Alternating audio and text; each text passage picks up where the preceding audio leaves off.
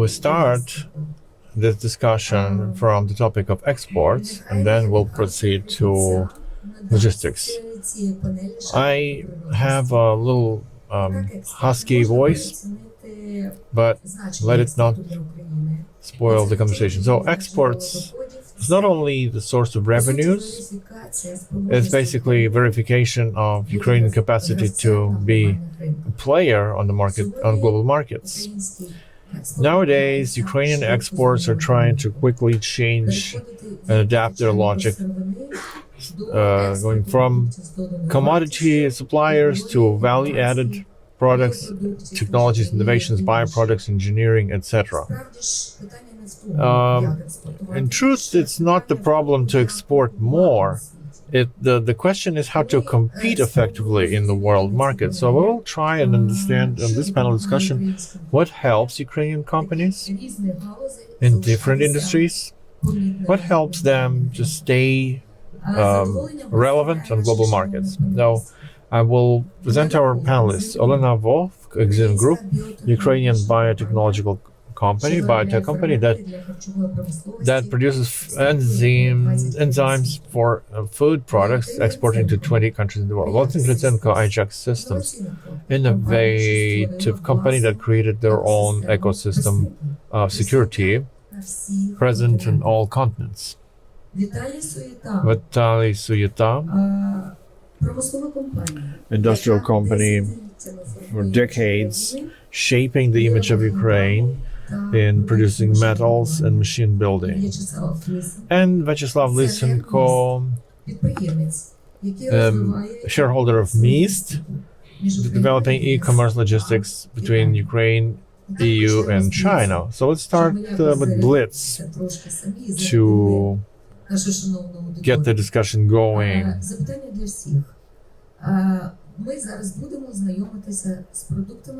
So we will learn about the products of your company. What solution and product is key in your exports and geography? Let's start with you, Olena. So Enzym Group, which is a biotechnological company, thank you for presenting us. We are designing in our lab, and we're producing on our industry and selling in Europe ingredients based on microorganisms that are used in different industries: food industry, feed industry, bioenergy,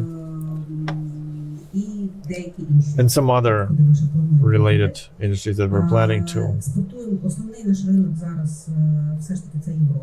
So our main export is to Europe. We export more than 55% of our product. We're exporting for 20 years, and we are well known in Europe with our new innovative products that we are putting to the market.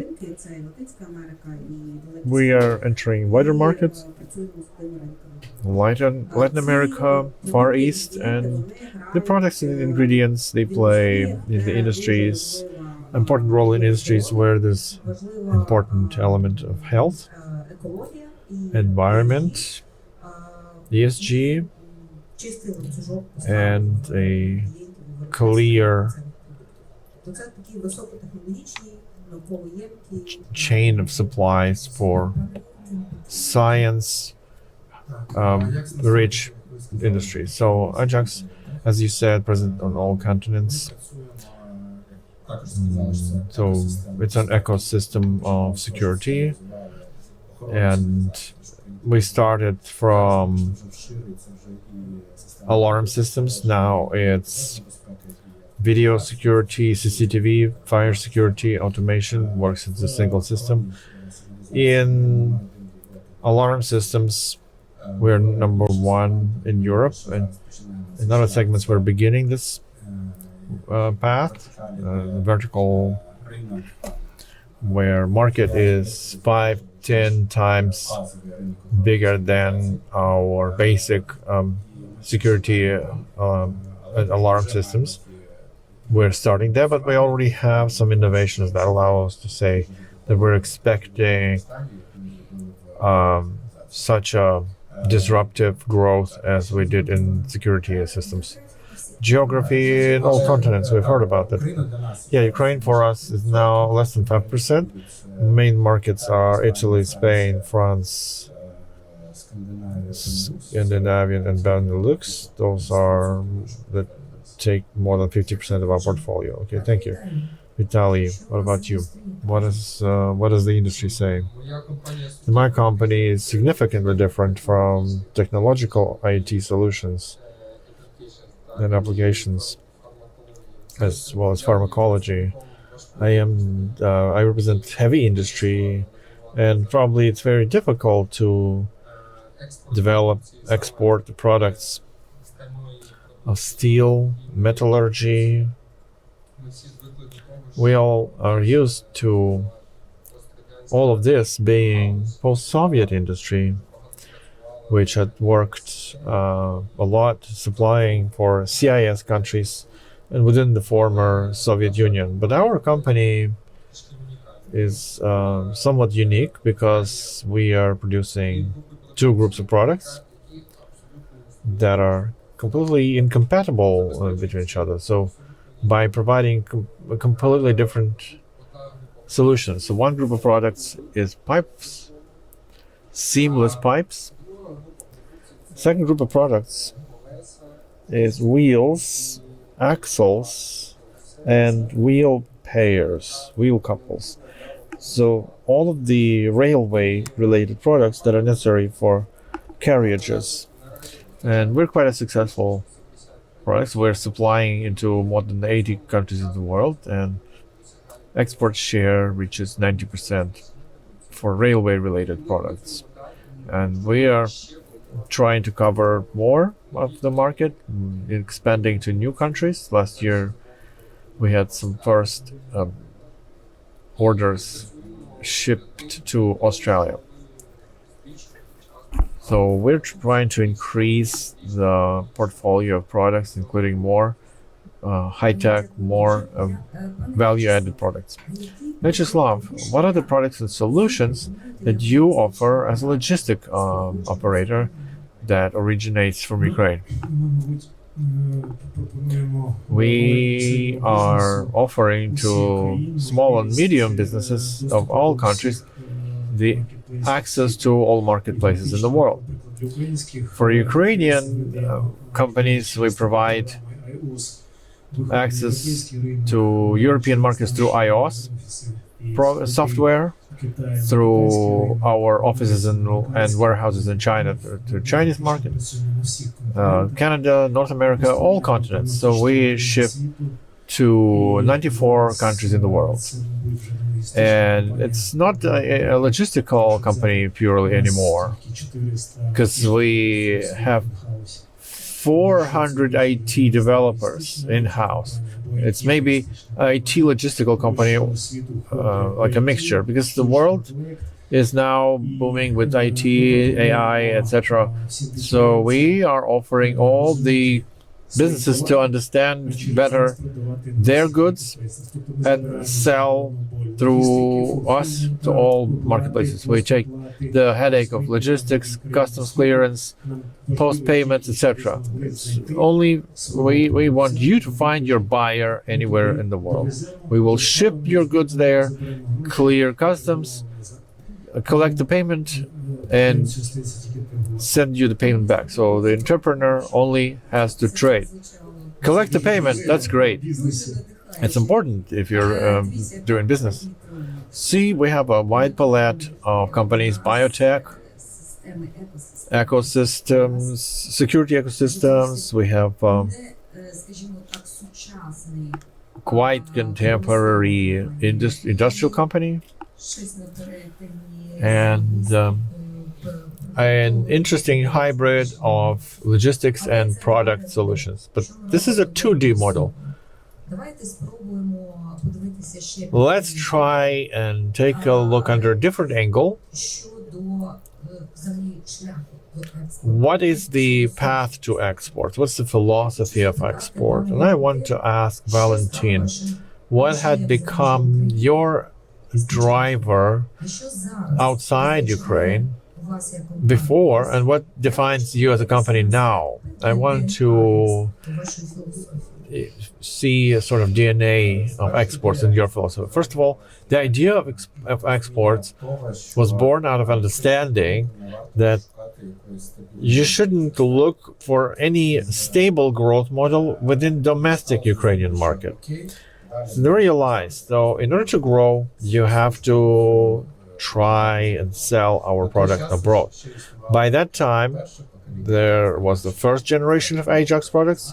Not many people remember that, which is probably good. Garage assembled, almost, but it was a product which on the local market, the idea was to replace the imports locally. So you need a cheaper and better quality than the Chinese, but also still losing to Europeans and Americans and the Israelis. But as soon as you try to sell it abroad, nobody's interested, which is okay. We started thinking, what should the concept of a product be that is interesting in other countries? So in terms of product management, we started coming up with these requirements. So in the year 15-16, then we had first devices, Ajax devices that you know. And the DNA has changed towards we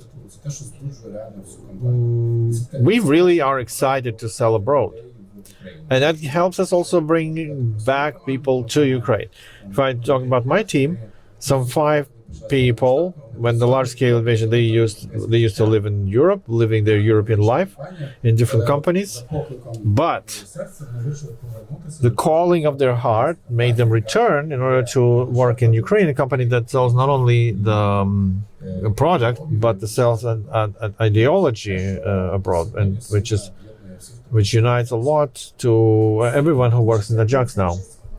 Thank you. This is a sort of messianic element in this, and that's what I wanted to ask Olena. Your business requires patience, scientific precision, so it's a long-term game, whereas on competitive markets you have to be quick. What's with your DNA and exports, and is there a messianic element in it? Indeed, it's a long game, and it seems to me that speed is important. But what's also important is to have a long-term vision. Because in our business, we do not have a competition between brands where we can emotionally influence people, our clients, and our consumers are B2B, and we have to build a reputation which is never fast, especially when you're from Ukraine. It won't be fast for sure, and what helps us is our 20-year experience in European market with the products we started with, and the new products also mean that there will be a long path from the R&D stage till the end product that will offer our clients. And we will have to go along this path, persuading customers that our product is competitive and it's a good replacement to other products. Where do we play? We play in the market where everyone has this mission, because we produce so-called green label. People are looking for the products with minimum of ingredients, and all the ingredients should be of natural origin, and we do not use antibiotics. And it's the market where ESG is important, and to be present in Europe as a supplier of such ingredients or different ones, because for several years our key customers ask us to show whether we have a strategy, a plan, and whether we follow this plan. So development of our unique products is one thing. Second thing is our reputation based on quality and state-of-the-art production. And third thing is that we understand that European customers and European producers that are our customers require the full story, the full chain of what we can offer. So we have to show our transparency to them. Of course, speed is important. Of course, we should react to all the changes in the market, and we do that. But in any case, when you engage in exports, it's a long play, and you have to persuade customers based on your reputation that Ukraine is not a country supplier of raw materials. It's a country where deep processes can take place, long processes can take place, and deep processing in particular. There is this aspect of health in your business, and it's interesting for me what would be the response of our industrial part, because you're not novices in experts, and everything is changing quickly and significantly. You are transforming yourselves. What remains unchanged in your experts' philosophy, and is it possible to find a mission there as well? Well, philosophy is a broad matter. I would say that the area our company chose is not changing, and it is a result of several events which happened in the history of the company. The first one is construction of ecological and modern steel plant that became operational in 2012, and another step is the events of 2013-14, when the company decided to change the vector, as it understood that the amounts exported to the countries of former Soviet Union will not be maintained. So we chose a direction of developing exports region, and we opened offices in Europe, the US, Middle East, and we understood that we had to master new quality standards very quickly, and new products, and invest, of course, because without investments in a better quality of products, it would be impossible. As a result, we are moving in the same direction as we increase our presence in the US, in Europe, and in the East. The strategy remains the same. So our key markets are not Ukrainian market, because Ukrainian market is small and it cannot absorb the amount of products we can offer. Over 10-15 years of such an active activity, the company has achieved many things. I will give you some examples. In terms of railway products, we launched our line, which over 5 years became a standard in Europe. And it's not just a standard products for interpipe portfolio, but a standard for any consumer which buys these products in Europe. And currently, Interpipe is basically half of the market of cargo wheels in Europe. So that's a significant achievement. But we also keep working on new products. Without that, our presence and expanding our presence on markets would be impossible. So, if in the beginning we were working to be present in different regions to acquire new customers, for the last 5 years we've been working on a product portfolio, and we have up to 200 new products. And so diversification, niche diversification, yes, geographic and niche diversification, because we are currently supplying products that are quite unique. We supply very specific products to Italy's products for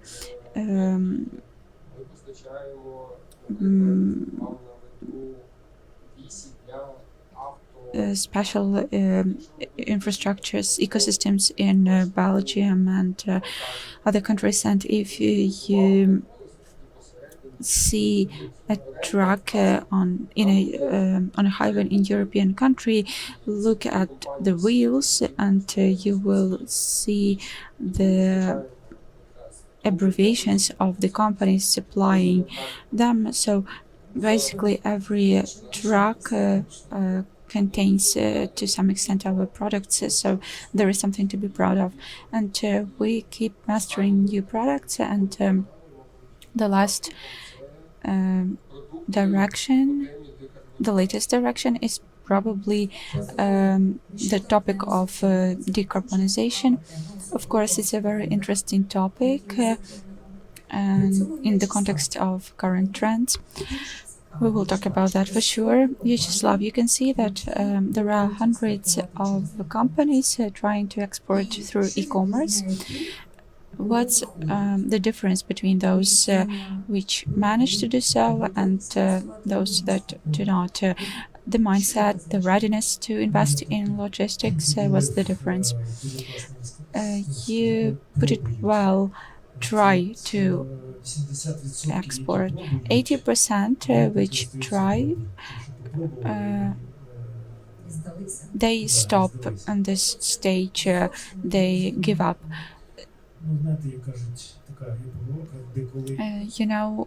They say that when someone pushes you, it's a great step forward. And when your internal market closes, you try to look for external markets. And if it's not for the war, probably some companies would be much slower. You either take this decision on your own and go to explore a different market upon your own decision, or it's a push. Yes, there are some unique products, but when you decide to burn the bridges and go forward, you need investments, you need to have a budget, you need to take into account such factors as readiness and courage. And there was an interesting thing I observed just recently. We had a curious case. We opened an office in Japan, and the marketplaces came to us saying that you're a company which helps to trade in other countries, take us. And so we took them and we help Japan to trade in European market and not only Ukrainian market and only.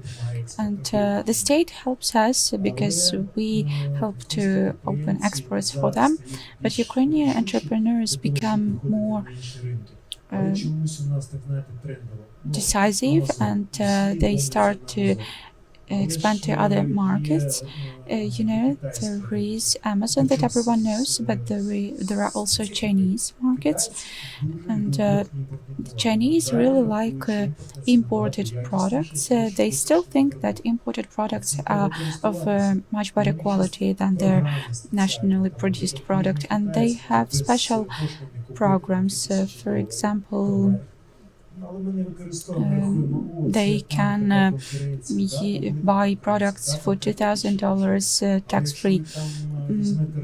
So if you look at the market, you'll see that you don't even need Amazon or others. So talking about missions, we launch training programs for Ukrainian entrepreneurs about exports in Europe and in China. And based on our experts' experience, we show how to avoid certain mistakes. I'm sure that some mistakes are common. My friend listened to me about the Chinese market. He went there, spent several $1,000,000, came back after 2 years and told me, everything is like you said. And so he must have listened. If we need to treat our teeth, we do not do that on our own. We go to the specialist. Great, thank you. That's a completely new experience, and we really need to help entrepreneurs and share this experience about other markets for them to be bolder to conquer them. But Ukrainian manufacturers, when they start competing in international markets, face a lot of influence, and we will talk about competition later, but there are global trends and global rules. In terms of these two categories, global trends and global rules, could you briefly tell us what are the global trends that help you, or to the contrary, that create obstacles? And what about the rules of play? Do we manage to follow them? I doubt we create new ones, but it's still interesting to hear about them. So our whole new direction is based on the mega trends that we observe in the area of nutrition and food. And there is a whole list of trends. I've named one of them is green label. People want to consume less salt or additives in food products, and that's how we help our food producers, our clients. Also, antibiotic resistance. There are very strict regulations in many markets where you cannot use antibiotics in animals' nutrition. So it fits into this philosophy of food as treatment or as medicines. The whole world is now discussing proteins and alternative protein. Did you like our national food with protein?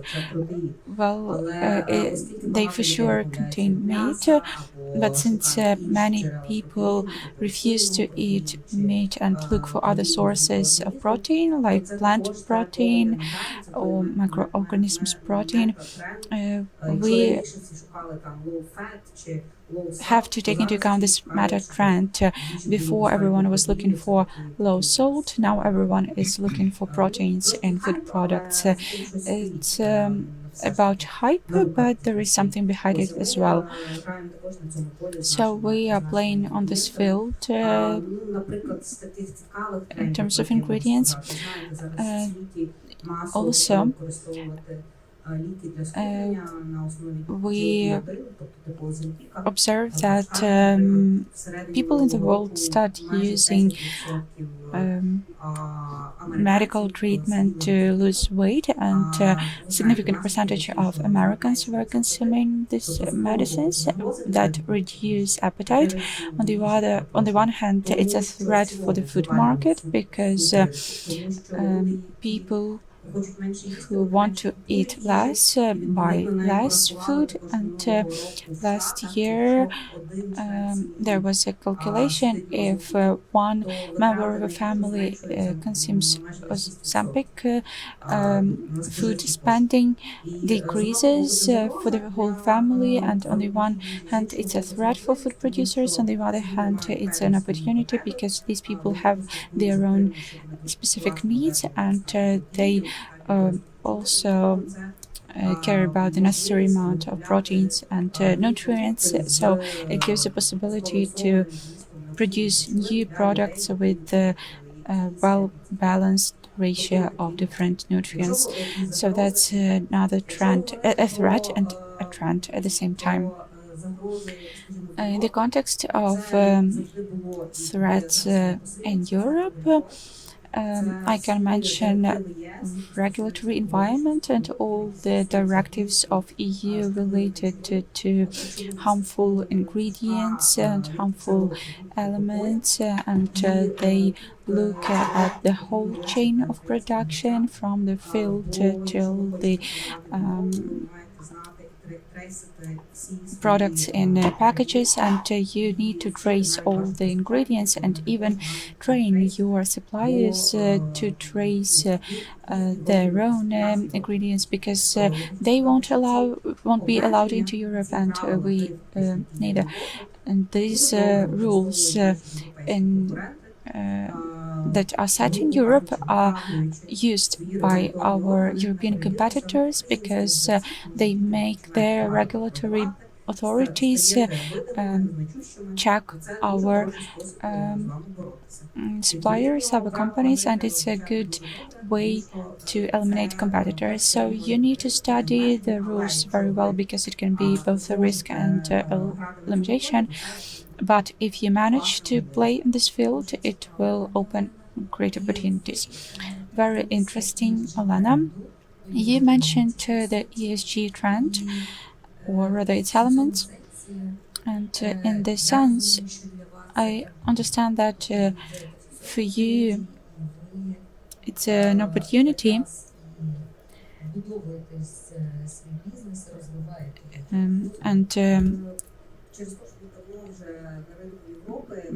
I understand that you take this into account. Yeah, since we've been in the European market for some time, we've noticed it for a long time ago. And when everyone just started talking about carbon print and footprint and ESG, we decided to look into this area. And this ESG audit is something you have to undergo. You need to have an action plan of what you will do to decrease carbon footprint, and you have to detect that and show that to every client, or maybe not every client, but big clients, big customers for sure, because they are obliged to calculate their carbon footprint in Europe, and their carbon footprint consists of carbon footprints of all of their suppliers. So we as a company which already has an audit and an action plan and many serious measures that help decrease carbon footprint, that's our competitive advantage. We can be a priority supplier for big players, big food producers, for example. Thank you, Olena, for the industry. It means serious barriers for the industry in Ukraine, which is not only not about ESG. It can be even called post-Soviet, and in this sense, I would like to ask the next question to you, Vitaly. You mentioned first steps in the direction of green metallurgy back in 2010. But how do you act so that this trend doesn't lead to huge expenditures? Indeed, we built the plant in 2012, and it's hard to say whether at the stage of construction planning anyone considered this as a strong competitive advantage in future. But we see that now because it's no longer a trend but a policy of the European Union and European Commission in Europe, first of all, but of course other continents at least think about that. In terms of decarbonization and the respective policies in Europe, for us it's hard to come to a net zero result as we are in this area of metallurgy, but in comparison with our competitors, we are in a better position and we will be ready to supply products with significantly smaller footprint than old technologies, so to say. We will be ready already in 2026. And speaking in terms of expenditures, we try and think how to decrease this footprint to respond to the requirements of the customers. In a middle term perspective, any consumer from the European Union will be looking for this decreased carbon footprint. And we are also thinking about products that will service the infrastructure and the industry that are being created in the European Union in terms of decarbonization. So we are thinking about new products.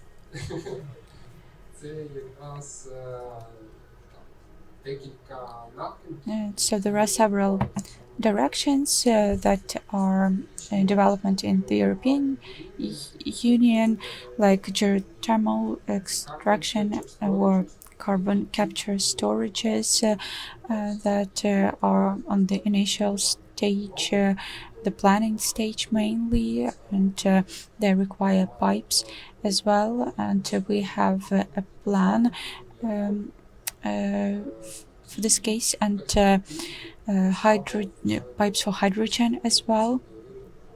In future, there will be a whole market created for transportation of hydrogen in the EU.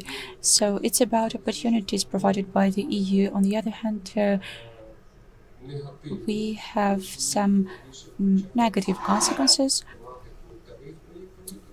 in terms of tariff policy, of fee policy. We can see protectionist measures on different continents, and we suffer because of that. In the US, there are Trump tariffs. In Europe, they also try to protect their producers. And of course, it's a trend which is very negative for us because our geography is quite vast and these markets are crucial for us. And European market is basically a domestic market for us, and any restrictions will be detrimental. Just a week ago, a new document was published about possible restrictions on steel products import into the EU. And these possible restrictions will be applied to Ukrainian producers. So it will be out of the current arrangements. So the document is not adopted yet, and we probably need a direct dialogue between our authorities and the European Commission about the correct trade policy, because we are approaching the membership of the EU, and our company, Interpipe, as one of the main players in the area, we treat this market as a domestic one, and we hope that when we in the talks with the European Party, we will mention the correct trade measures applied to Ukraine as a part of the European Union. Thank you very much, Vyacheslav. E-commerce is changing global logistics. Is it right or not? And is it right to think that e-commerce is a trend which is changing the rules of play? Before I comment on e-commerce, I just wanted to add about the restrictions in terms of accessing other markets by Ukrainian producers. I was following how Italians were circumventing restrictions in Chinese market. They were producing very interesting costumes, and I was approached by the head of the production saying that they were producing these clothes. And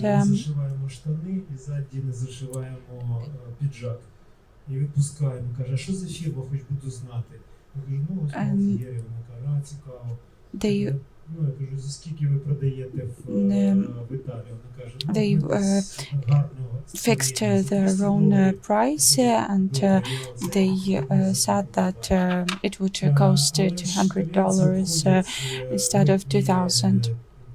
But Italians circumvent customs fees this way, so why shouldn't we draw lessons from Italians and others? If something is forbidden, it means that it's possible to do in a different way within the limits of legislation. Still, there are some limits, legislative ones.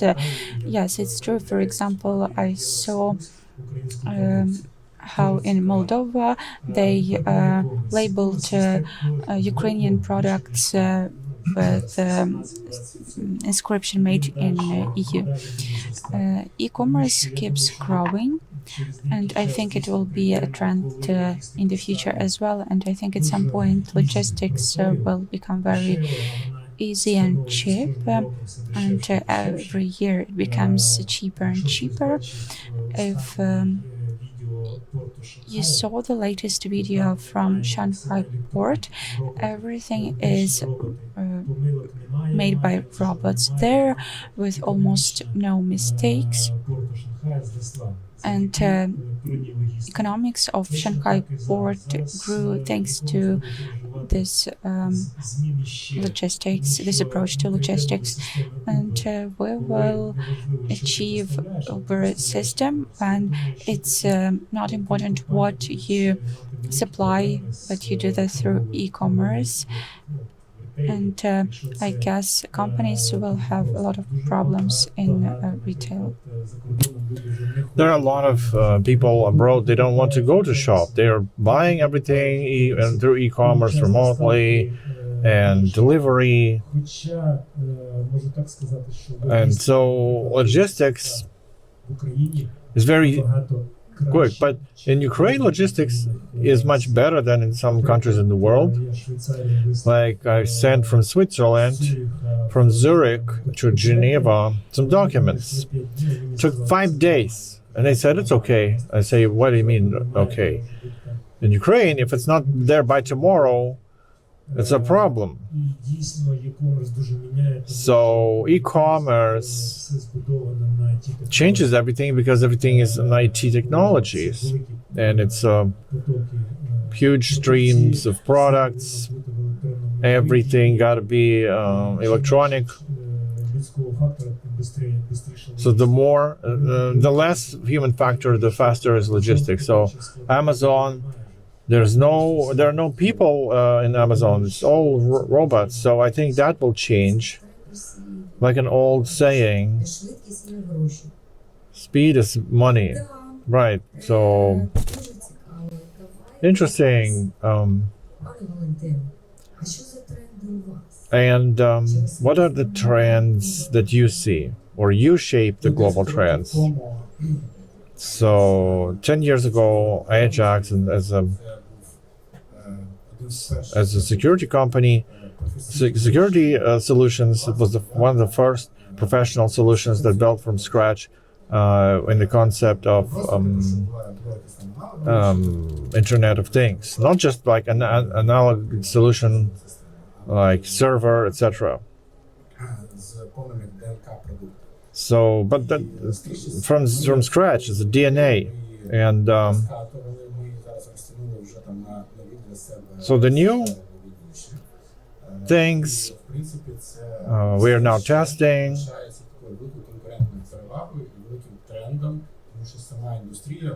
It's a trend. The industry itself is over-regulated, and the regulation is lagging behind this trend.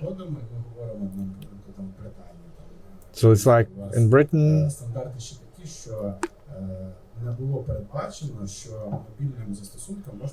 you couldn't use a mobile application to manage a security system. Like in your documentation, it's still not there.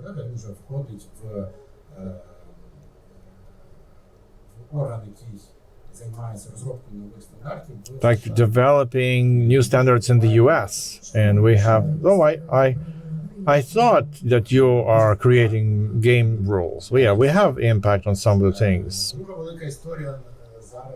Second important thing is related to AI.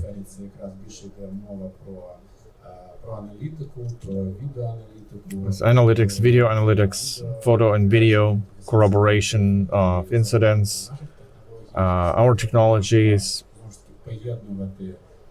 and merging the products of fire security, video surveillance, security alarms, and all of that gives the customer new opportunities and a completely different level of efficacy. Now, if we talk about efficacy, what also we see globally is that in all the smart countries in the world now, there's still companies are understaffed. They need more people. So in our sphere, the people who are mounting security system, we are understaffed as well. It costs a lot to hire in European countries. I like to tell the story how our British installing guy sharing on LinkedIn that I bought a new Jaguar car. I had a great year, and it's just a person who's doing a lot of manual work. And in Ukraine, unfortunately, it's not real to earn that kind of money with manual labor. And our product allows to greatly optimize manpower work and to apply much less human resource because it's possible to service remotely, to have high reliability. So that will help a lot. And many companies, when they start calculating the real cost of equipment, not just the hardware, but the whole maintenance cycle over a period of time, then they look at a completely different price, and then they switch much more actively. So here we go, we talk about AI. I think it's worth to have entire panel dedicated to AI, but still, the competitive edge that you have, can Ukraine actually copy what the powerful markets and powerful players do? Let's make this round really blitz round, like quick. I understand that this is your forte. You can speak about AI for days, but let's make it blitz, like 3-5 market competitive edge that AI gives you. Let me take these channels first, maybe. First, our competitive edge in AI is our own R&D. It's hard to reproduce and replicate. Secondly, is that we are very flexible and we're trying to find solutions for very specific client or consumer and to suggest solution for their problem. So it's a certain level of customization. Next, at least in Europe, is something that everybody's concerned about: food security and the security of supply chain. Logistics does become cheaper, but it becomes more limited through wars and other things. And food producers look for closer and safer logistics. And many European producers, they aim for China-free. Because in China, there are great producers similar to ours, but Europeans want China-free ingredients. And it's also a field that we're trying to play on, and it's our competitive edge. So that's how. So science, customization, our own designs, and offering close and reliable partnership here, close by the closed market. So Valentyn, which of these things resonate with you? What would you add? China-free? Well, sometimes it's full China instead of China-free. Most of the electronics is China, of course, and China watches you every day. Well, first of all, R&D in science, of course, and in our case, it's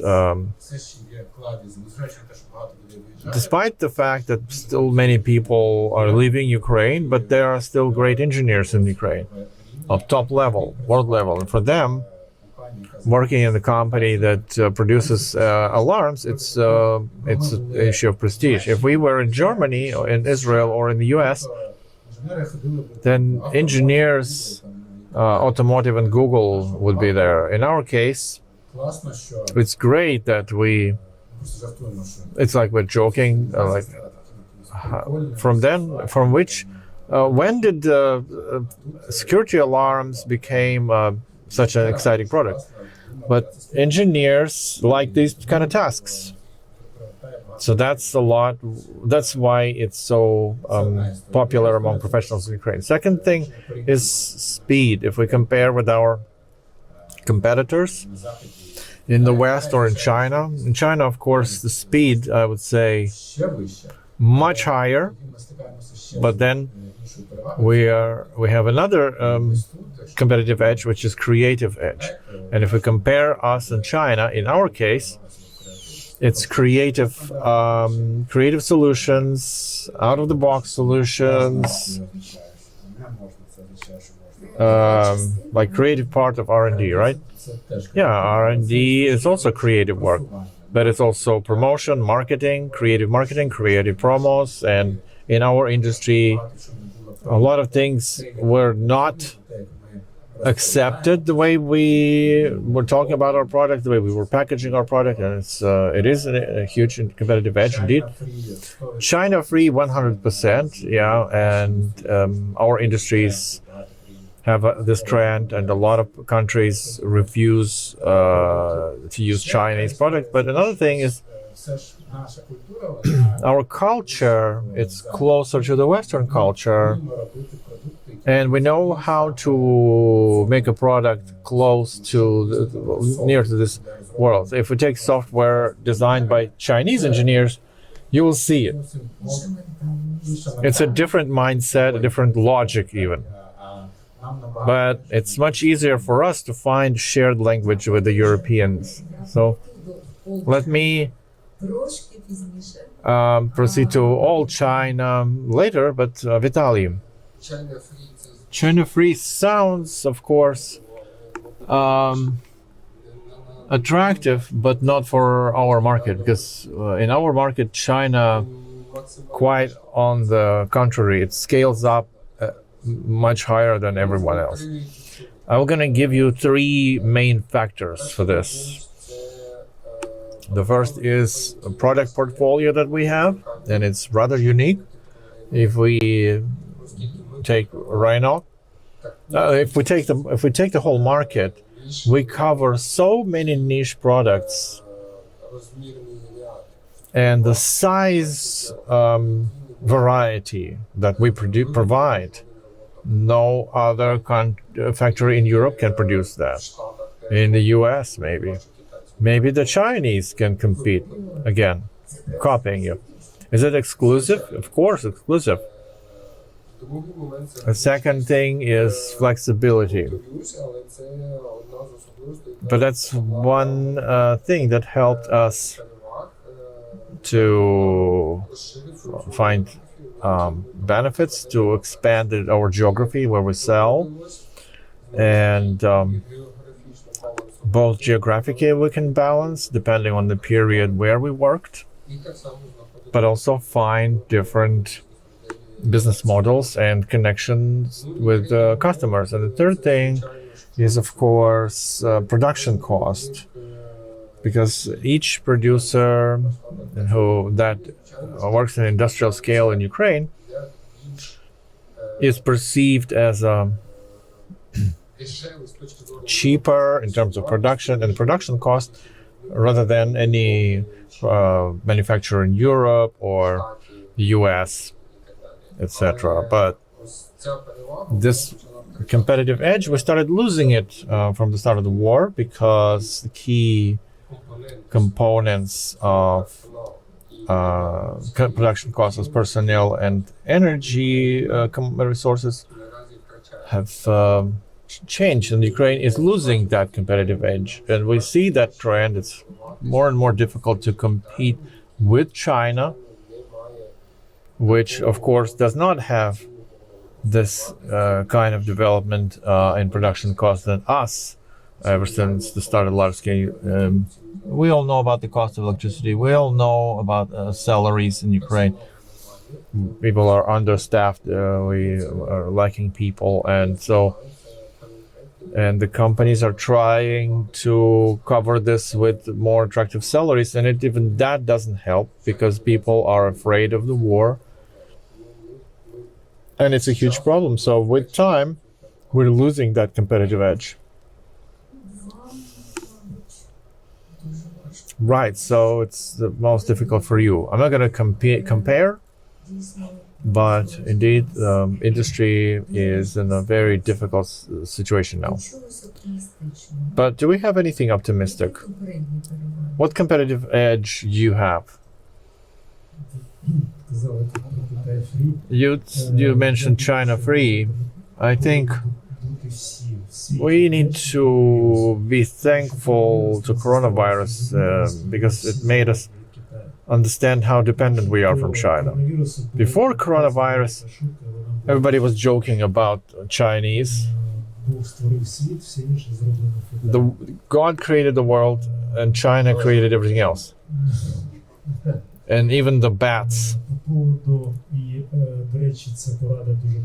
And it's an advice to a lot of companies. Competition with China is going to be difficult, but you can use that competition. A lot of companies are placing their parts production facilities in China, but then they assembly do in other countries, and they also do intellectual parts on their own parts. So and that provides them competitive price, and the Chinese cannot compete. As for the benefits and competitive edge, I think in logistics, it's now a situation where the last can become the first. Because earlier, each logistical operator opened their physical offices, their post boxes, and everybody created their own network, like gas stations. But now, if you want to open an office, For anyone that has a restaurant, etc., you don't need an office. It's an application. Your application is your shipment point, and it turns logistics from ground up. So you're just walking on the street and you can pick up your logistics anywhere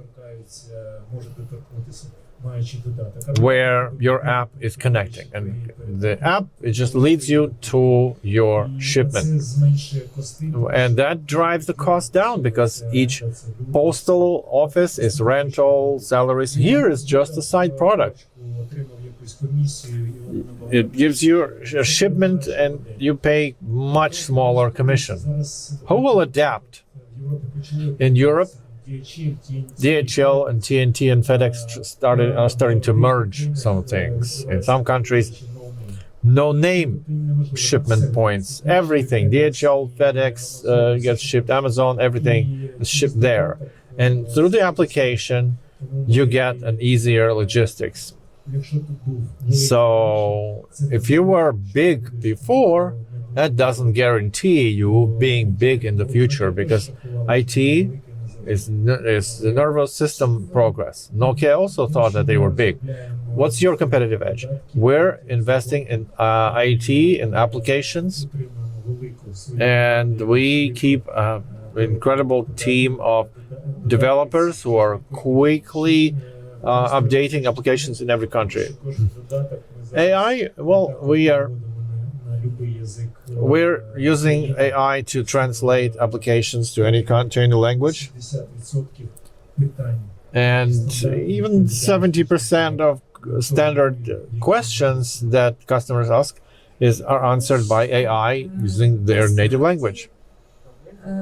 So we can keep talking about this for a long time, about scaling up, about other challenges that are ahead of time. But our panel discussion is soon about to be wrapped up. I want to thank this professional panel for very exciting insights that is not only about their businesses, but it's about courage to enter new markets, to compete globally, to build in trends and outside trends, and even have influence the rules of the game. And I would like to draw some conclusions, but in which sense? If you and all of your producers moving so steadily to global markets, we have to do it. Otherwise, there's no development, and the domestic market is too small. You have to look wider. You have to look more global. We need to all remember that we were born in Ukraine. So, despite all the risks, I wish us all to build production, create jobs, create patents, and do it all in Ukraine. Thank you so much for this discussion. And thank you for the moderation. You see, your voice even improved. So, colleagues, we don't leave because now there's a special guest coming to the stage soon. So stick around. So, dear colleagues, for the most resilient in our audience, both in here and out there, this is a panel discussion where we deviate from the original plan a bit, because initially we're planning to have a very strategic talk, and it is the sign of the time, looking beyond the horizon and the fog of war. But at the same time, we'll try to expand it, make it more dynamic with our guest. So, my vis-a-vis here, Oleg Yakovenko, Director of Department of Strategic and Transformation of Ukrainian Railway. So, without unnecessary epithet, I can say that logistics is a backbone of economy. Despite the war, Ukraine managed to not only to retain, but continues to increase exports, and it's and day in day out and hourly work. But there is no other chance other than to look into creating a new architecture of logistics. Most of the exports goes through maritime logistics, of course, but the truth is in multimodality, and without the railway logistics, you can't scale up or be resilient.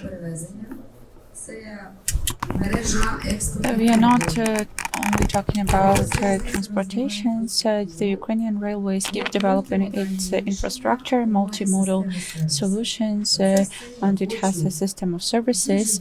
I would like to have a very dynamic discussion with you, Oleg, about that. And thank you very much that despite your working schedule, you must work around the clock. But thank you for being with us. Could you please give us some figures? I would start with that. What's going on with railway transportation since the start of the war? What were the key events over this year? Thank you very much. First of all, I would like to say that indeed, Ukrainian Railways is a backbone of our economy and defense capacity, but also of psychological resilience of our country, because despite the destructions of infrastructure that we observed since the first day of the big war, Ukrainian railways keep going. We have the slogan, will bring everyone to the point, and we can see intensified attacks, and indeed we've become something the state can rely on. But we've also become a diplomatic express. Almost all the heads and high officials of other countries come to Ukraine by train, so we've become an example of stability and reliability. And now to specifics. Since the start of the war, Ukrainian Railways has lost half of the transportation volumes. So if before it was 430 million tons, this year we expect approximately 160 million tons. It's a general figure. If we compare 2024-2025, we can also observe a decrease compared to the previous year from 174 million tons to 160 tons approximately this year. The main reason is the decrease of grain transportation. When the ports opened in the end of 2023, it was logical that we would expect a decrease, but we kept transporting the stored grains. And of course, in the east of the country, some production capacities decreased when it comes to coal production, so it led to decrease in transportation as well. We've had a transit through the territory of Ukraine. Approximately 4% of our transportations were transportation from Russia and Belarus, and they ceased. And there is a bigger share of exports. It's a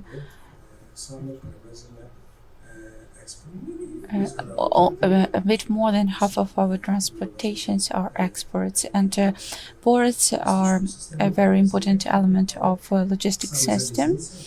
but railways bring a lot of products to the ports. Approximately 65% of our transportations are towards the ports, and 35% to the west.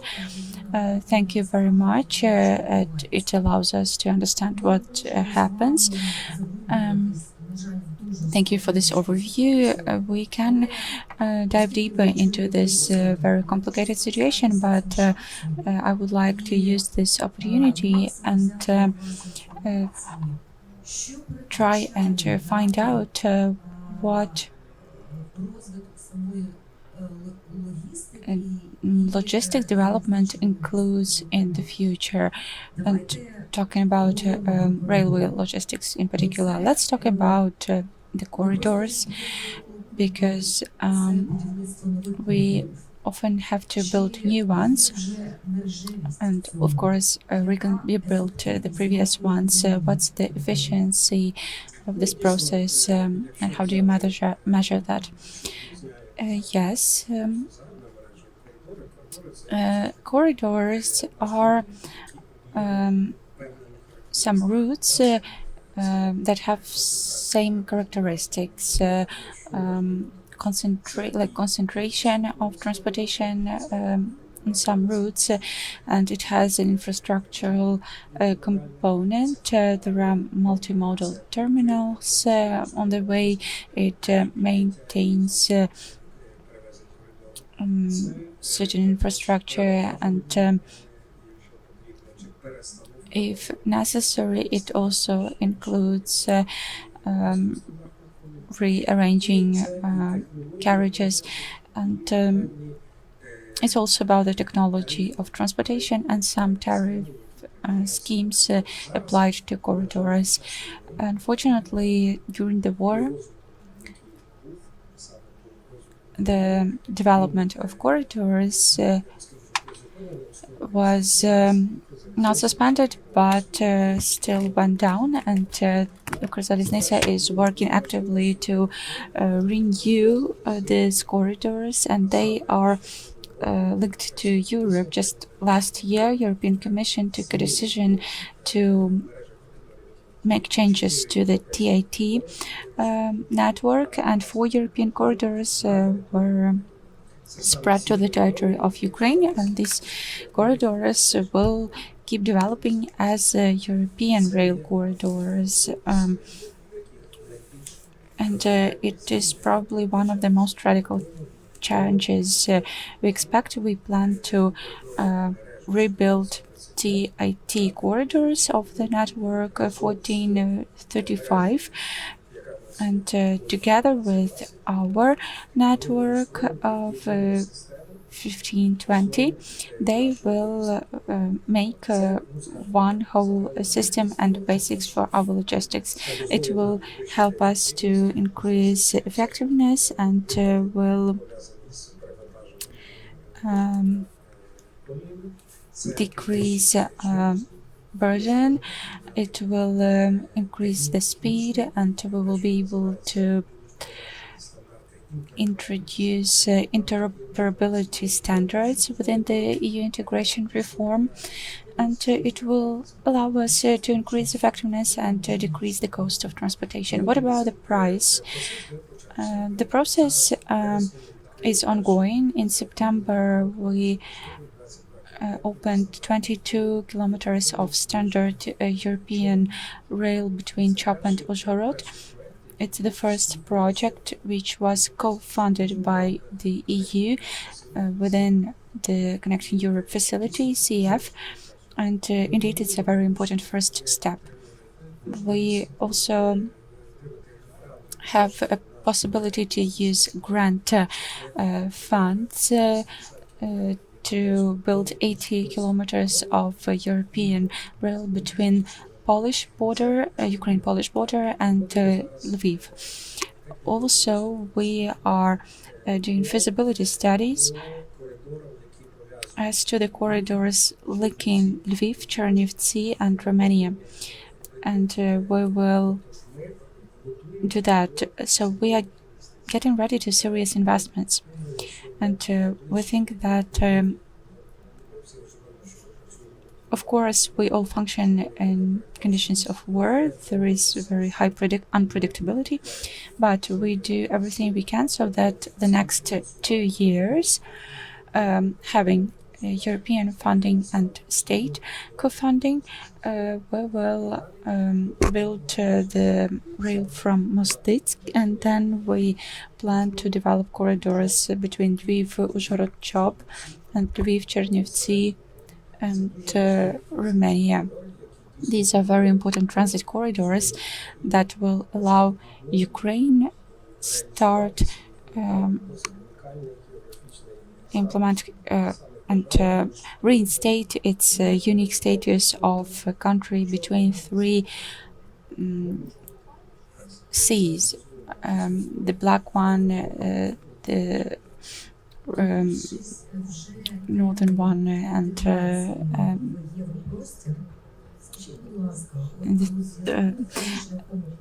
to the next one. So, in relation to the European integration, what specific initiatives are provided for in the plan for the Ukrainian railways? So, first is infrastructural initiatives, development of European transport corridors territory of Ukraine. That's the first part. And the second part is EU integration reform of railway area. It includes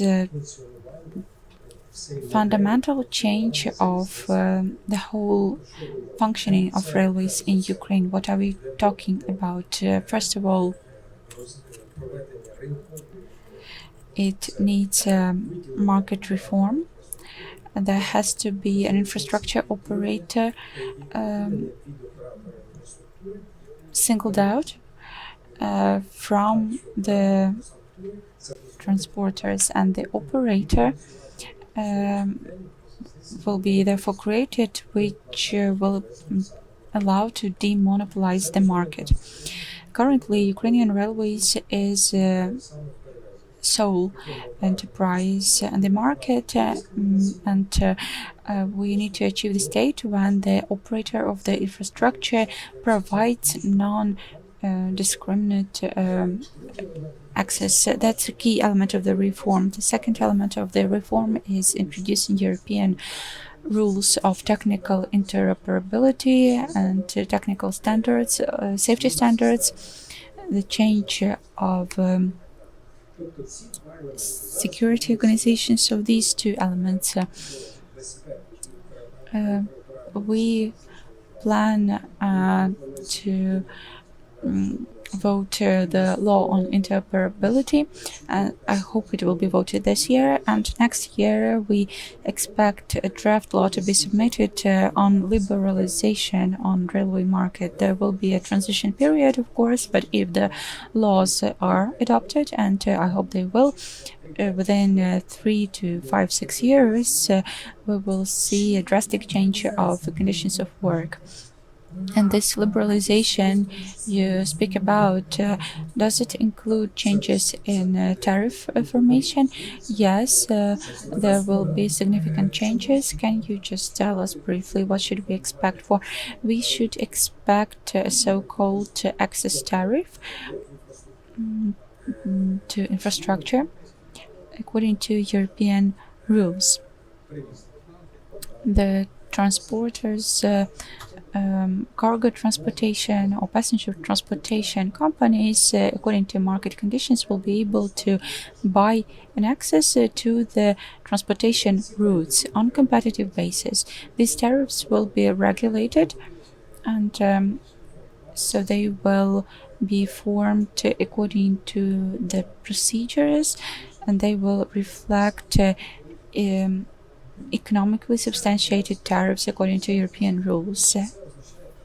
And it also means that there will be another significant change, the change of funding passenger transportations that are not profitable.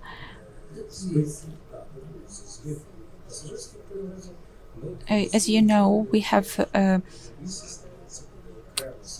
cargo transportations that compensate for losses from passenger transportations, but there will be contracts between passenger transportation companies, the state level, and local government authorities that will allow to decrease this burden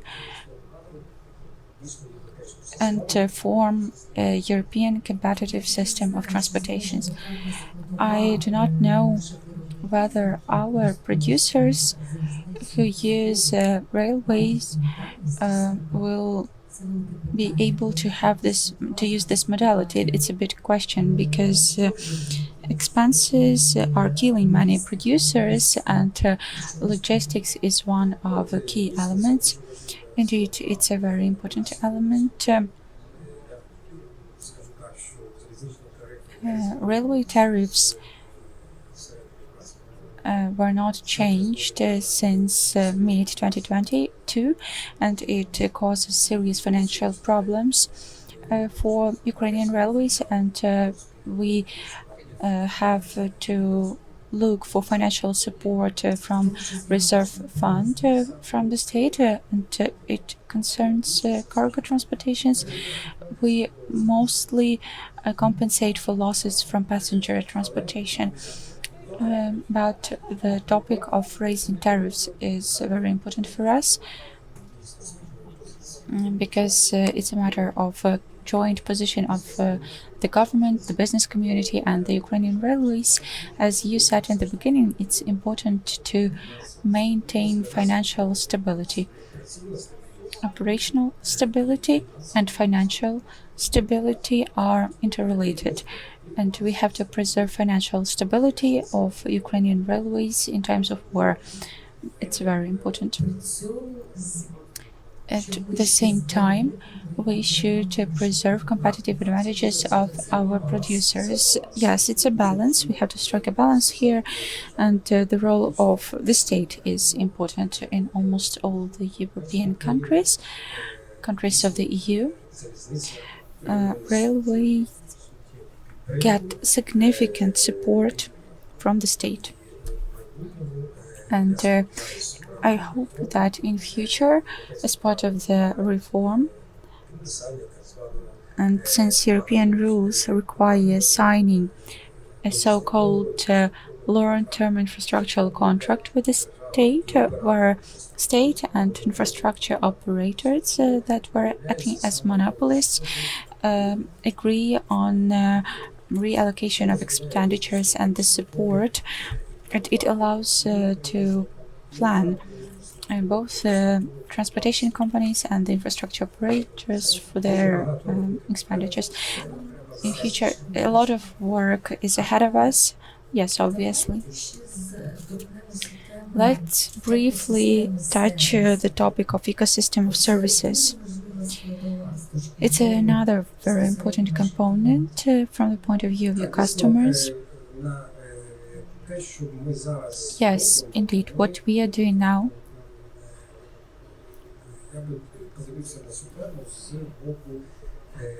I would approach this topic from the point of view of customer-oriented functioning. A monopolist often has a lower level of services than you might get in private companies. Ukrainian railways actively work to change this approach, and we position ourselves and we work to be more customer oriented. Very happy to hear that. Yes, and it is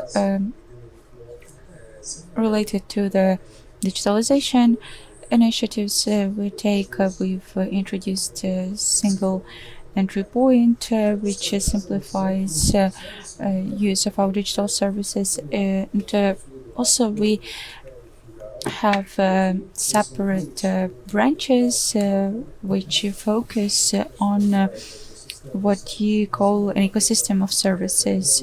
For example, we have terminal operator. It's a branch which regroups cargo terminals across the country, and it allows the management to focus specifically on the needs of our clients that are related to the loading cargo and stations. We also have multimodal operator which deals with specific transportations, and we can see that multimodal terminals spread across the country, and increased number of competition requires everyone to run faster, so we try to increase our quality of services as well.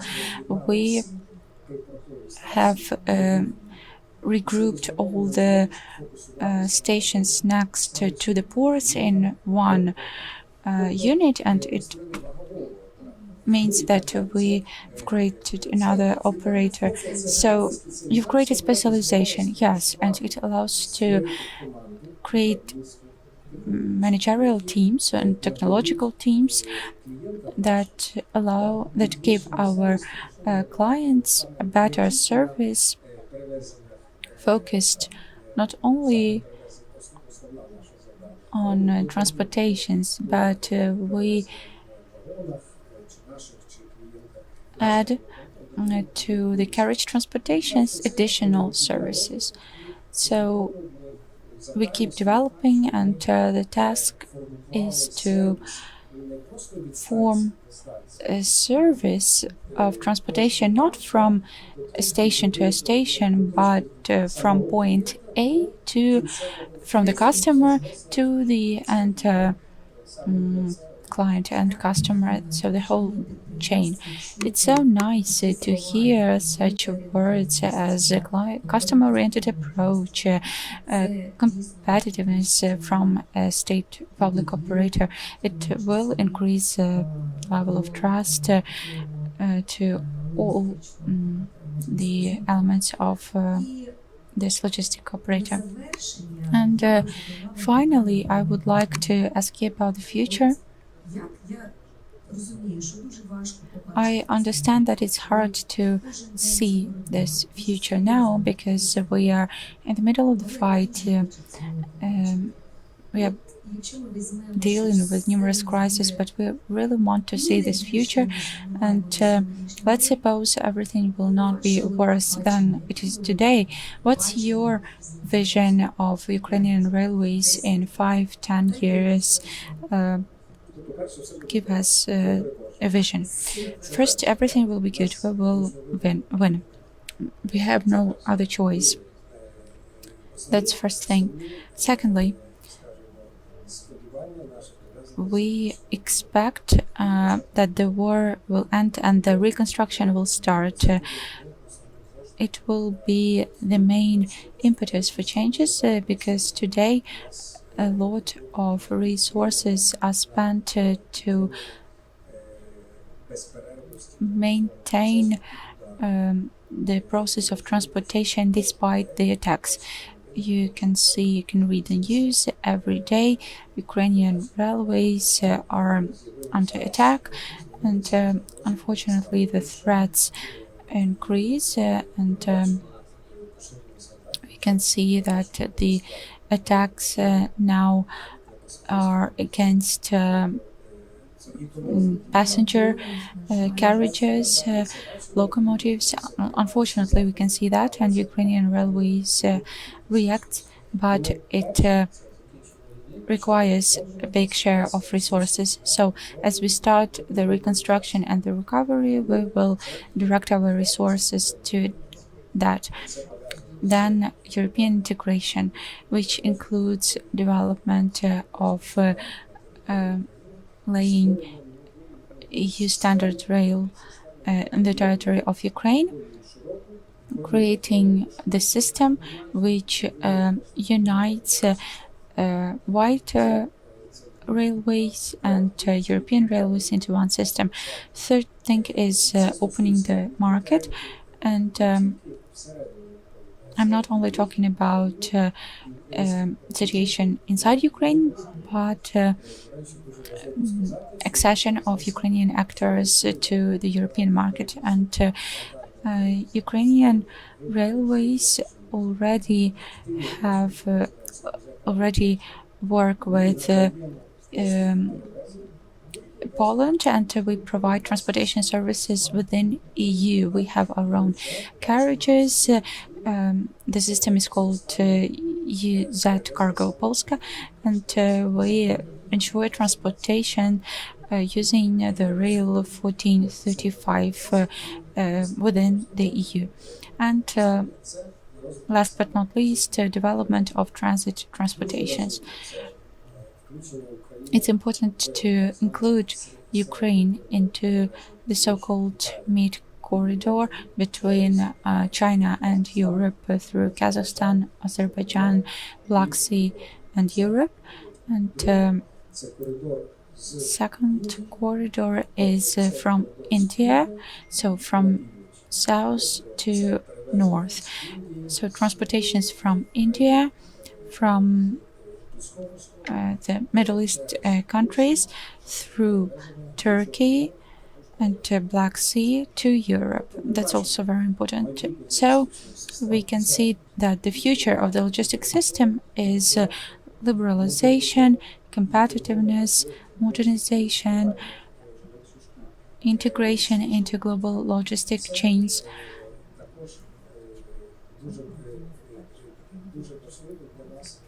What's also important for us is that the landscape will change completely, the market landscape and physical one. So it means that we will have a new railway system, multimodal one, digital one, competitive one, and efficient one. Thank you for this optimism, and I'm sure that many people are working so that this future becomes a reality. Thank you very much. Thank you for supporting Ukrainian railways and for Ukrainian railways becoming love brand. Or everyone who goes to Europe and back from Europe knows this brand will bring back everyone. The railway specialists are made from steel and they won't let you down. Thank you very much.